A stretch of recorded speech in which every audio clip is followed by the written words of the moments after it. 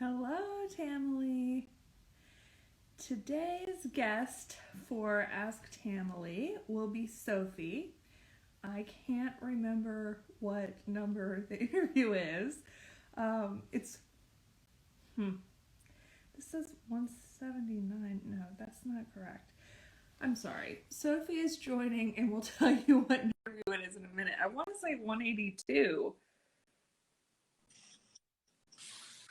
Hello. Hi, how are you? Good. Thank you for joining us, Sophie. We're very excited to get to know you better. Thank you so much for inviting me. I really I feel very humbled to be asked to join. So thank you. Absolutely. I couldn't figure out what number you were, but you're number 183. Wow. So yeah, very, very exciting for us to be approaching 200 Ask Tamily interviews. I know. Shows you how big the community has grown. Really. And honestly, I mean, we could do thousands. Like 200 is not that many of us. So we certainly keep going as long as we can. And certainly that makes me feel even more humbled knowing that you could do thousands and I'm number 183. So absolutely. Like decades from now, it'll be like, oh, those were the original Ask. Well, thank you for joining us, Sophie. We want to jump in with our favorite question first, which is when and how did you start with doing the Tracy Anderson method? Right. Well, when she first moved into the Hamptons, she did a pop-up in East Hampton. And I honestly had never heard of her because I didn't follow celebrity workouts and that kind of thing. I just didn't pay any attention to it. And I thought I'd try it. It sounded interesting, and it was she partnered with a friend of mine who owned a spin studio at the time out there, and my friend said it was really innovative, like totally, no one else was doing anything like it, and I loved it. It was very different from the style that she does now. I think. Right, it was a more kind of a less of the moving around, more just like the traditional mat work. I think she was trying to introduce it to people. I'm guessing. I don't know. She didn't confide this with me. But I really liked the incorporation with the music and the balance and the challenge of it. So I kind of got into it then. To answer your question. So it was a long time ago. I was trying to remember when that was. It had to be over 10 years ago. Wow. So your first time trying the method was with Tracy? Yeah, live in her class. Pretty amazing. Yeah. Wow. Oh my God. That's totally so cool. Had no idea. Had never done it before. Just trying it out. So it must have been weird that she wasn't talking and stuff during the workout then. Was that something that you found odd at first? I never even thought much of it until they started mentioning we don't talk in the workout. I think it's because I have a dance background. So following is not that I can follow generally. So it wasn't, I think, the same challenge like for a lot of people who are used to being instructed really precisely, and then Tracy's asking you to find your own path, which I think for many people probably at first is quite challenging. Right. Yeah. Okay. So after that first class, what did you do next with the method? Did you do any DVDs? Right. So, I mean, I feel like I got really lucky with this. She did they were doing a fundraiser, and she said, in one class I was in, if you donated to the fundraiser, she would give you 15 minutes of her time. So I donated to the fundraiser. And she was opening, I lived in New York and Manhattan at the time, and she was opening her Tribeca studio, which is different location than the one she has now. And I met with her there for 15 minutes, and I was actually trying to find a way to join that gym. But because I just had my daughter, the timing just didn't work very well. I would have had to get there and get to work, and I felt like I wouldn't see my daughter. So she said, well, here, take my DVDs, and literally took all of them off the shelf and handed them to me. Oh my God. and said, do these.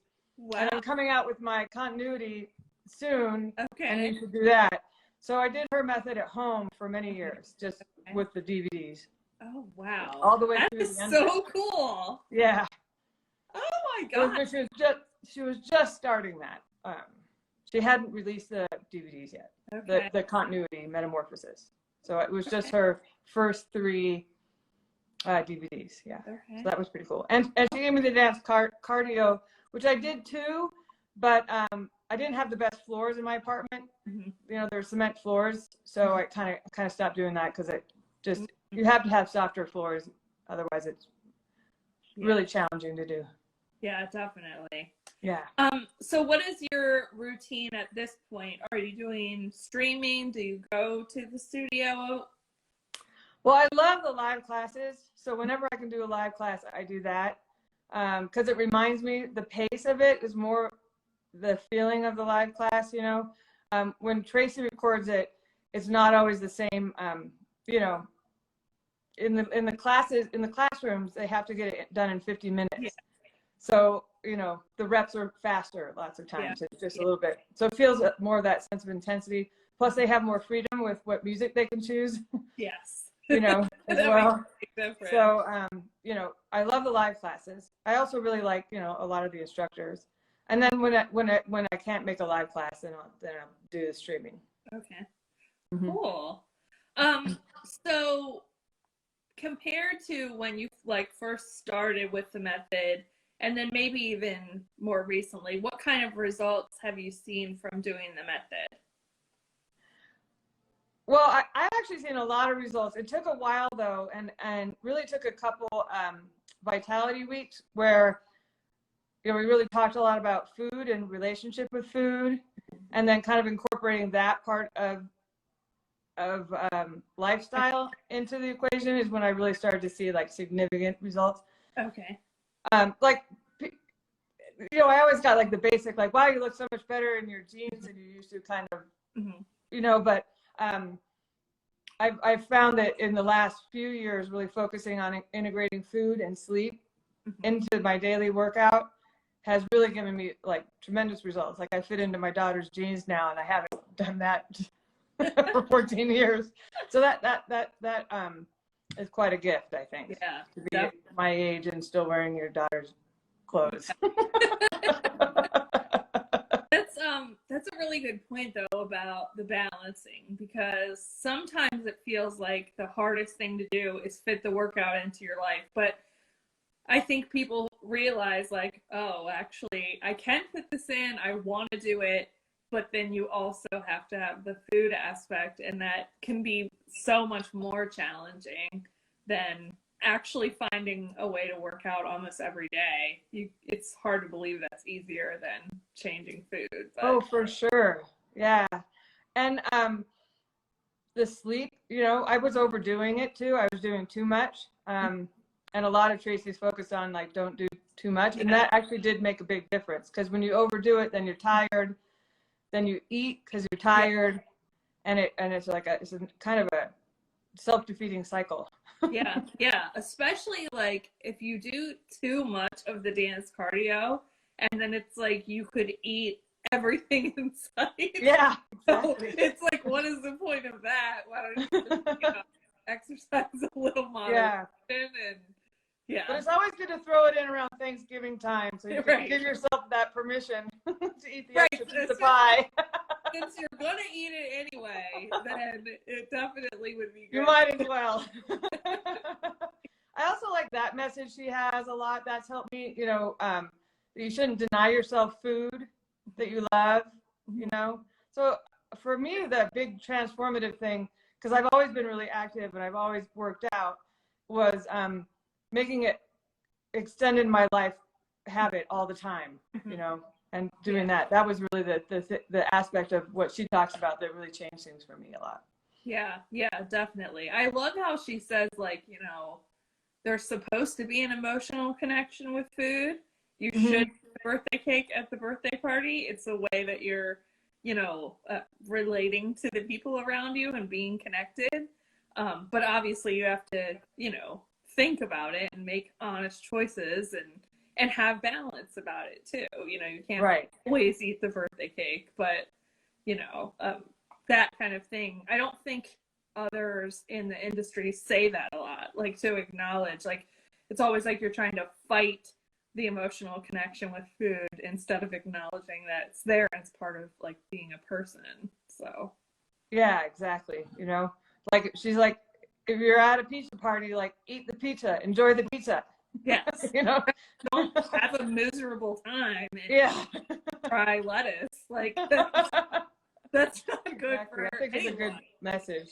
But yeah, but don't eat pizza every single day. So Yeah, she told a story, I think at a Vitality Week I went to, that she had a client that the favorite thing to eat was chocolate, and he or she, they had not eaten chocolate in like 15 years.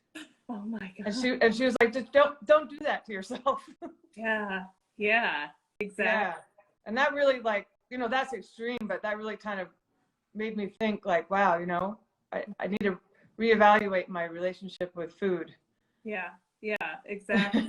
And Yeah. thinking about like, how do you eat balanced to maintain a healthy lifestyle instead of like feeling like you're on a diet every day for like your whole Exactly. life. It's, that creates such negative energy around your relationship. For sure. What would you say about the Tamily has inspired you? Well, just like how kind of warm and supportive everybody is, you know, I really enjoy that. You know, for a while there was like a monthly meetup on Zoom, you know, and I would get up at like, was it 6 o'clock in the morning my time or something to do it, you know? And I thought, like, how many things on a Sunday am I going to be getting up at 6 o'clock in the morning to do? Not much. I'm not an early morning riser kind of person. And, you know, it's just like a warm group of, in this case, it's all women, but, you know, there's men who do it too in that, but in that, you know, virtual meetup we were doing, that are just there to support each other and have a good time. And, you know, I really kind of feel that it's like a great community. And I never thought on social media I could find that, because before the Tamily, it's often felt a little bit toxic, you know? Yeah, absolutely. I don't know. I think my view of Instagram is completely skewed by the Tamily because I only interact with Tamily on it. But I always think like Instagram is the positive place on the internet and other things are not. But I think it's really just because it's like where the Tamily is the most connected. So since you started, doing the method before the Tamily actually like existed, really, how did you find out about it? Like, were you already on Instagram? Oh, I was already on Instagram, yeah. And I don't remember exactly, but I'm sure it just popped up because, you know, I follow Tracy and stuff, and would follow other people. And, you know, I like to watch other people do their workouts. I don't know if that's kind of weird, you know, but I guess a lot of people do. Right. This group is normal. Well, because you get to see people do some pretty amazing things. And then you also get to see some people like, you know, they're honest, you know, they make mistakes too. Yeah. You know, and I went through a short time where I was posting my workouts, and I tried to always post like the accidents too, you know, because you know, I fall out of headstands all the time. I don't know if everybody else does, but yeah, you know, yeah, it's good to be honest. Yeah, or just you know, the fun and lightness of the Tamily, right? That it's not about perfection. Right, exactly. I mean, yeah, you know, we want to see everybody's successes, but you also want to poke fun at yourself and realize none of us are perfect, especially method. I mean, there's always something super, super challenging. There's never anyone that's like, oh, now it's easy, you know. It's always challenging. Yeah, and that's one of the things I really enjoy about it is there's always some move that's thrown in there that you kind of watch the breakdown. You're like, I don't know about that move. Yeah. I love those moves. Yeah, and the first time you try it, you usually mess it up, you know, usually. Yeah. And then by the end of the week, you know, I'm close. If I don't have it, I'm right. close. And and you see the progress. Yeah, the sense of accomplishment is really good for self-esteem and, you know, if you're having a bad week and then you go in and you nail the move that day, yeah, you know, can change your whole perspective on that day. yes. I always think about like how does that influence our perspective in other aspects of life? Like to have, you know, a mind that knows I could do something that's unachievable and actually work my way to it. Like I don't see that kind of encouragement exists in adult life that much. Like, you know, to be able, it's such a powerful thing to know that you can do super difficult things and watch yourself improve. Yeah, for sure. And it's good modeling for our kids too, because we ask them to do that all the time, every day in school. Absolutely. You know, so I'm still doing it. It doesn't stop. Right. So speaking of Yeah. your kids and being that you can wear your daughter's clothes, does she ever do the method with you? No, I've tried, but I haven't given up hope. Yeah, I always I think will say, like one day. yeah, but this is actually another thing that Tracy talked about. Also, I'm pretty sure in a Vitality Week I went to, about like you need to make time for your workout because you're demonstrating for your kids that exercise is important. Yeah. And I've never thought about it that way. You know, that I'm setting an example for them, that this is an important priority of self-care. Like you have to take this time. And she's incredibly athletic now, and through COVID was working out, not doing Tracy Anderson. I did try, but it's still working out, and going on walks and being physically active. And, you know, that comes from within, but I hope, you know, there's some element of me, you know, modeling that also. Definitely.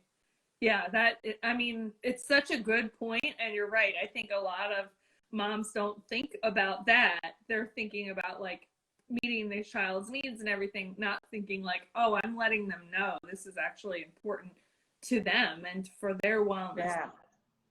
Yeah, no, I think the way she phrased it was like, give yourself permission to take that time. You know, it's not about leaving your kids. It's about taking care of yourself and modeling something for your kids. And you have to give yourself permission to do that. Yeah. Again, I've never really thought of it that way. So that was, maybe I should have mentioned that before, and how did it change me? Because now that I mentioned it, that was another big shift of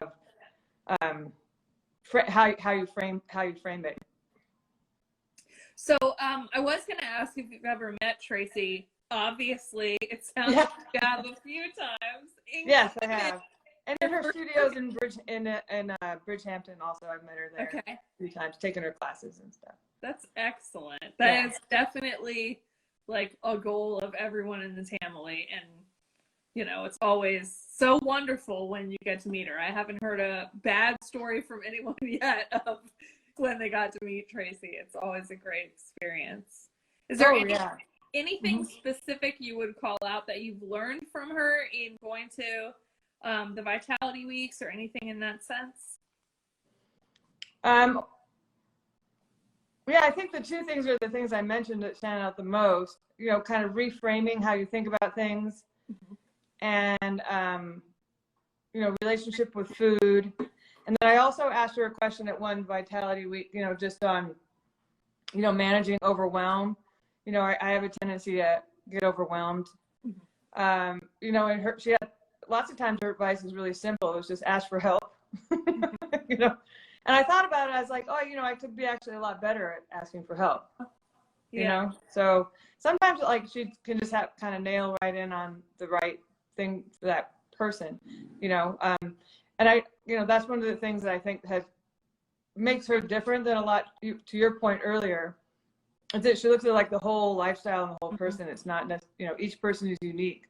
Right. And you know, sometimes it can make, when she's doing, you know, her Ask Tracy's, it can be, you know, sometimes the answer is so narrow, it's just for that one person, that sometimes it's a little hard for you to understand it for yourself. Yeah. But when she hits it and it's something that resonates for you, it can be very personal and meaningful. Yeah, she is definitely really, really good at that. And sometimes just breaking things down to like, well, this is how, you know, the most simple way to approach it. But even in her like after class chats and stuff, sometimes it feels like she's just speaking directly to you, and it's like she said this to everyone, but there's so much that's relatable. Yeah, and she doesn't try and make herself perfect. You know, like in this week, she talked about her, you know, she busted up her teeth or whatever, you know, and I was thinking to myself, like, how many celebrities would like say that, right? They would try and hide it. Yeah. So, you know, it makes her more accessible. Mm-hmm. Yeah, I was thinking about that the whole time I was working out because I listened to the chat beforehand, and I'm like, would I work out if I'd recently had my teeth knocked out? I know. Oh my gosh, that must have been terrible. Yeah, but you know, the authenticity of it is refreshing. Absolutely, it sure is. Yeah. Have you faced any challenges in doing the method? Yeah, the inversions are always a challenge for me. Okay. That's, you know, always a challenge. And there's lots of times I look at them and I'm like, there is absolutely no way I can do that. And like I said, I work my way up to it. Like I'll start without the weights rather than the weights. Lots of times I do it with a wall there. I've gotten to the point where I don't really need the wall, but I emotionally need the wall. I don't physically need the wall, but I still emotionally want something to catch me. Right. So that's kind of where I'm at now, is trying to get over that hump. I think I'll do it, but I'm still needing that wall. So I would say those would be the biggest challenge. And then I don't have as much challenge with consistency, like I said, because I really do try and make it a priority to work out. So on that level, I feel very fortunate that I'm able to make the time. You know, sometimes it's not like the ideal place. You know, we might be watching a movie and I'm doing my workout while we're doing a family movie, but at least I'm getting it in. You know, right? So it's not always perfect. Yeah. Yeah, and you have to like let yourself have an imperfect workout. Like, you know, that's not the goal's not a perfect workout every time. The goal's a consistent workout. So it's okay if it's, you know, not exactly the dream scenario for it. Right. What would you say is your favorite thing about the method? Well, my favorite thing about the method is that there's always a mental challenge. You know, and coming from a dance background, you know, dance is always very mental. You have to memorize a routine on the site and that kind of thing. And many workouts get kind of redundant and boring. Whereas in this one, there's always like some sort of mental challenge, like an inversion or some move that you have to kind of work your way up to and work on. But yet it's always something accomplishable in that time that you're given. Yeah. So that's, I think, my favorite part about it is that I never feel bored. Yeah. Oh, definitely. Yeah. Yeah. Are you usually doing advanced, or do you ever do intermediate or beginner? Well, I try and do advanced. With the live classes now, I do a lot more intermediate. Okay. And I'll confess, sometimes I have actually the advanced going next to the intermediate live class for the music, but I'm doing the advanced moves. Oh, that's a great idea. During the live class. So I have that live feeling and the energy of that, but I'm doing the advanced moves. I don't always do that, but sometimes I try and do that. I'm usually in advance. There will be some weeks where I just feel that I can't do it, so I drop down into intermediate that week. And then it also will depend, you know, for example, I was mentioning my daughter's really active and she loves skiing and she loves to hike and ski to places. And one of the things I feel so fortunate about my workout is that even though I'm almost 50, I'm still able to do that. I'm still able to put my skis on my shoulders, hike up a mountain and ski down it. That feels great that I can do that at this age. And it's because of the workout that I do that I'm able to. But on days like that, I might do intermediate if I'm working out at all, doing anything extra at all, because it's been such a big day. Don't want to overdo it. Yeah. But when I can, I try and stay in, advanced if I can. Excellent. We have a question in the chat from All Talk. she wants to know if you've had any injuries or any back pain. She has had back pain after sleep and wondering what is going wrong. Well, for me personally, you know, I don't want to give advice to other people too much because I, you know, don't feel like I'm qualified in that regard, but I can talk about myself personally. And I have had back pain and I have had injuries. I got a really bad ankle injury actually doing dance cardio, but I think it was left over from my dance from before, just weakness in the ankle. And that's taken a long time to recover. And that has, you know, meant that I need to do like a lot of stretching and massage and that kind of thing. And I have had back pain as well. And I did a couple things for that. One was, I felt like I wasn't really like pushing up with my core when I was on the floor doing floor work, and getting a little bit too lazy and just kind of relaxing into my back rather than really pulling myself up. And when I made that change in how I was doing the method, a lot of my back pain got better. And then also I changed how I slept. I'm a stomach sleeper. And I have broken myself of that habit, and that has improved actually multiple pain areas that I had tremendously, although I still find myself wanting to roll back on my stomach to go to sleep. But I tell myself you're not going to feel good in the morning. Yeah. So, but for me, I think the biggest part of what was causing me pain was my sleep position, honestly. But yeah, that's a good point. I mean, it could be the mattress and stuff like that too. Yeah, definitely. And then again, like not really, I was getting too kind of like not active enough in my core when I was doing some of the moves.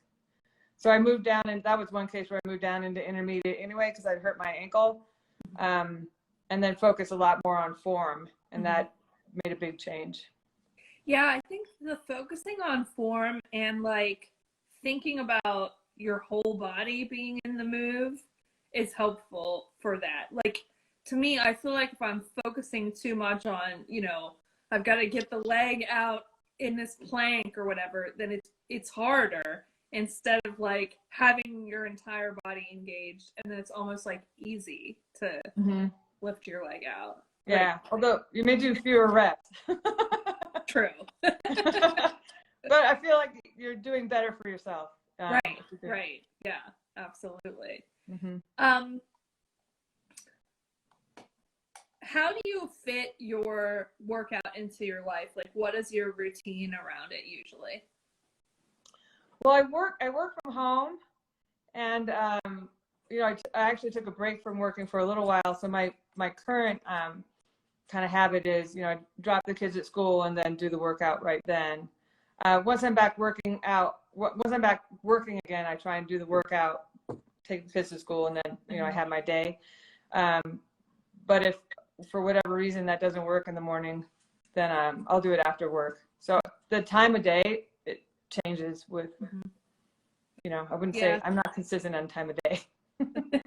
Right. Just get it. But I do try and do it 6 days a week is my goal, usually. Perfect. On Sunday, like today, is my day where I just take it as a rest day. Yeah, that definitely helps with the scheduling challenges for sure. Yeah, but luckily, because I work from home, I have more flexibility in what time I can do it. Yeah, that's a huge advantage, I guess, for those of us that are in the working from home right now. Like, I don't know how we fit like hours of a commute into our lives before this. I know. So much wasted time in the car. Like, it really is. Yeah. Hopefully we won't ever get fully back to that, but you know, of course there's those people that have been working like normal the whole time too. So can you remember your first post to Instagram as a member of the Tamily? So I had to go back and look. It was back in April, and I was at the 59th Street studio, and they had like a photo wall there. So I took a photo. Like I said, I'd always been kind of shy about posting photos of myself and my workout. I'm still working on that. You know, it's it's a challenge for me to feel, good about posting Mm-hmm. images of me and myself, which is, something I should get over. But Well, it's funny. that was my first one. I always feel like it takes people a very long time to finally like flip the switch to being a person that feels completely comfortable with it. But like once you've gotten over that, like there's no turning back, and it's like, Yeah. oh, why did I even care about that? People will fret about it for like 3 years. Oh yeah. And then they'll post, and it's like, I would do my whole workout live and not care. I go on the internet all the time with no makeup on, like, and that's not how I felt before at all. It's just like you go over to the other side and you're in the deep end really fast. Yeah, and it's more a reflection of what I'm thinking of myself, probably, because who cares what other people think, right? To your point, Yeah. Just be yourself. I mean, I think like you usually find if you do start posting, workout moves, or even, just post workout selfies or whatever it might be, there's no negative feedback really. I mean, yeah, I understand that can happen from time to time, but especially in the Tamily, it's like, oh, you look great. Oh, you did such a great job on that. Like it's like they're to be afraid of, to not doing it. But no, you're right. And I did do it for a little while, and then I kind of got out of habit of it, and I feel like I should probably pick it up again. Because I also, like I said, I like to see what other people are doing as well. Because lots of times, it helps me with a move if I see someone else how they do it.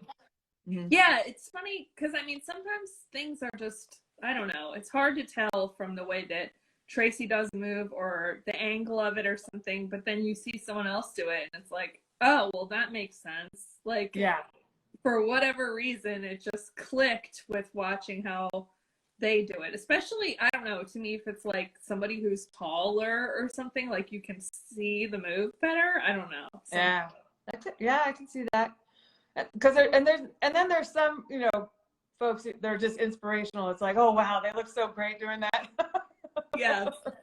I'm like, if they can do it and they make it look so flawless. Yeah. But then there's also people who just look like normal people too, and that helps ground you to recognize that, like, we're all just people, and Exactly. We're all just trying to make it through, and no one has a fully perfect workout all the time. Exactly. Yeah. Even Tracy doesn't. She falls in her stuff sometimes. Clearly, especially if she's knocking her teeth out. Definitely. I know. I'm glad she's okay. Yeah, I have no idea how that happened, but as soon as she said that, I was like, oh my gosh, I think if that happened to me, I would like not want to work out for months. Yeah. Right. Like dental surgery. I don't know. So Small Talk has another question. She would like to know, what is your favorite relaxing routine besides your workout? Oh, my favorite relaxing routine? I do restorative yoga a lot. Oh, okay. That's my favorite one. Yeah. Okay. And usually not that long, 15, 30 minutes. Okay. Good. And that just helps, like, release everything. And for me, it really helps with the screen addiction that we all have. Because the first 5 or 10 minutes, I really have to resist reaching for the phone. And then that goes away, So for me, that's the big part of it, is the sitting with stillness. Yeah. And not needing like a TV to be on, not needing to be looking at my phone, just disconnecting from that. Yeah, that's such a good point. Like, I think we all need to exercise a little practice around that, because I even try doing it like during the workout, and it's like I'm looking at my phone between arms, and then I can see the light come on. It's like it's a terrible. I do it too. Tracy even mentioned it. If it wasn't last week, it was the week before, where she asked, give me that hour without looking at your phone. It's really difficult to do. I don't know if I ever am able to make it through the hour without looking at it. I've been thinking about like turning it off and putting it in a different room, but I don't know if I can do that. Yeah.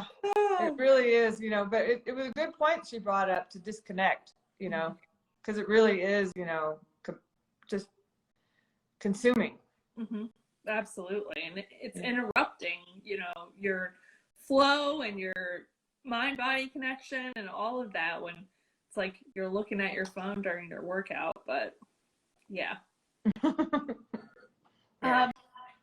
The good thing to know is that we all do it. So we're not alone. Right. We're definitely all addicted to our phones, for sure. And that's actually one thing that helps in the studio is in the summers, you know, we go out to East Hampton and I take classes at the studio. And, you know, you're not on your phone in class because that would just be, you'd be the only one. And then you'd be like, oh my God, I'm such an addict. Right. And then you're like interrupting the routine for everyone else. Yeah. So that does help you disconnect. And it does help you to stay in the moment. I think that's like the thing about the live classes too, because if, you know, you don't have that real gap like between arms and legs, like they're just putting their weights on and like you feel like you should be doing that too. Like just kind of staying present. And you can't pause it. Yeah. You can't pause it and answer that text and start it again. Exactly. Yeah. So it is good for that. That's a good point.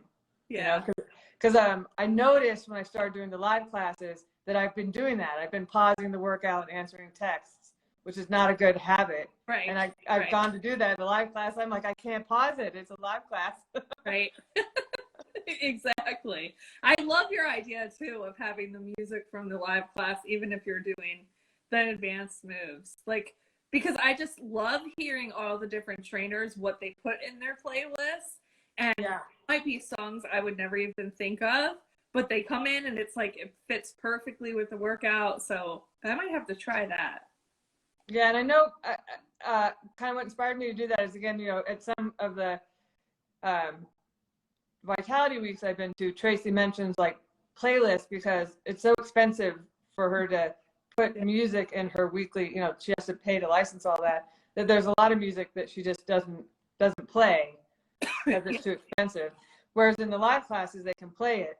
So, so, you know, you have more variety and more options of music, sometimes more inspiring music in the live classes. And I feel like it's, for some reason, more inspiring when it's something someone else selected and I have no idea that it's going to be played. Like, even if you do your own playlist and you do shuffle or something, it's still a song that you selected. It's just like almost more energizing when it's like a song you wouldn't expect and then you like it, or, you know, you haven't heard it in years or things like that. That's true. And Tracy is the master of that, you know, like, you know, I feel like she, you know, she's played like Guns N' Roses and things that you just would not expect. You know? Yeah. It's like Guns N' Roses, Beyonce, Taylor Swift, like all kinds of different stuff. Right. You know. Yeah. And she said once that she does that on purpose, you know, because she wants the whole thing to be, you know, an experience that helps you to let go. Yeah, of kind of your preconceived notions about what a workout should be or what your performance should be, or, you know, all of that. Yeah, that makes sense. What is most important to you to maintain balance in your life? Most important to me to maintain balance in my life, probably going back to the screen and the overwhelm. You know, there's so many emails and texts and, you know, notifications from applications and, you know, I have 2 kids in 2 different schools and they use different communication methods and, you know, birthday parties. I mean, COVID changed that, but, you know, those hopefully will come back. And they're, you know, and the kind of just letting go of that and accepting the fact that maybe I can't answer every email and that's okay. Not every email needs to be read. Just because someone has asked for your attention doesn't mean they get it, you know, or are really needing of it. And that's been the biggest challenge for me, is just kind of accepting, you know, I'm going to miss a few things here and there, and it's okay. I'm forgiving myself like ahead of time. Yeah, yeah, exactly. As I mentioned before, overwhelm is a big thing for me. I can feel just like there's so many things I need to take care of, and I just can't do it all. And then just kind of accepting that I can't do it all, and that's okay, because I'm just one person and asking for help when I can't do it all. So yeah, and that there isn't anyone that can do it all. It's just what they're selecting to give their attention to, and then what you're selecting to give your attention to. But you're totally right. Like, you have to just kind of resign yourself to, like, that I'm not going to be on top of this and this and this because I'm focusing on these things. Mm-hmm. And that's okay. Mm-hmm. And it's forgive yourself. Like I missed some notice from the school. It's all right. Yeah. I made my priority to drop my kids off and pick them up.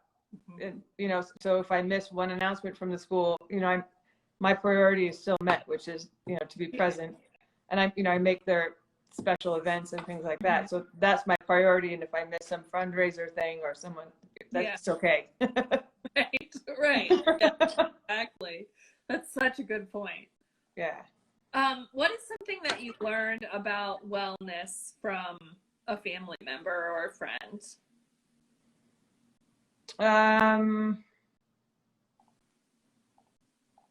Probably my there's quite a few people who've really helped me out that way. Probably my cousin, because with COVID we've started connecting more. I haven't been able to get her to do the Tracy Anderson method, but we've set up another session where I connect with her and a couple friends, and she's really kind of taught me the value of staying connected. I'm not great at staying in touch with people. When I move from one town to another, like, kind of lose touch with people. And there's some people who are just excellent at staying in touch. And so I think through us working out together, she's helped me really remember that I need to do that. So I've been reaching out to friends I haven't talked to in a year. Yeah. Like, how are you doing? How we haven't talked in a while and stuff like that. And a lot of it was because she set up that connection. Mm-hmm. I don't know if I think that's wellness, staying connected. Absolutely. Yeah, I think you have to have the full circle. It's not just the workout or what you're eating. It's who you're interacting with and how you're connecting with the people that you know and love. Yeah, I'm still trying to get them to do the Tracy Anderson method. We were doing it for a while, but the workout time has gotten shorter, so it's kind of hard to squeeze it in. Mm-hmm. Yeah, I feel like you just have to introduce it to people, and then one day they'll be like, maybe we should try that. It's like, I don't know, people have to wrap their mind around it for a while first or something. For sure. And not for everyone, obviously, but the most important thing is that you're exercising. It doesn't matter exactly what method it is, but of course, those of us that know this is the right one, we're not going anywhere. Can you tell us how the community support from the Tamily has added to the effectiveness of the method for you? Well, it really, like I said, because it's kind of a warm community, it makes me kind of feel more, what's the word I'm looking for? Not self-assured, but confident that it's a good environment and a good place for me to stay. Mm-hmm. I think, and it's not judgmental, which is very helpful for me. I can be very self-judging, worried about other people's judgment, and I feel like the Tamily is very supportive and not judgmental. So that's been a big kind of influence, I think, for me, and helping me know that I'm in the right place. Yeah, definitely. Because I think probably, all of us struggle with like the self-judgment stuff, but you don't get that from other people in the family. Even if, I said family, and I mean Tamily. Yeah. Even if maybe because they feel like that. You're doing beginner or something, and it can feel like oh gosh, maybe I really should have done intermediate or advanced or whatever. No one in the family would be like, oh, that's ridiculous. You should have done Yeah. like, they're just like, good for you to get it in. You know, it's always like being uplifting and not, judging each other at all. So Yeah, and she's good at that too in her classes, especially in her vitality weeks, because sometimes there's people there who've never done it before. yeah. She's like, don't worry about what anybody else is doing, basically. Worry about what you're doing. Don't judge yourself or anybody else. Yeah. It's a good message to be reminded.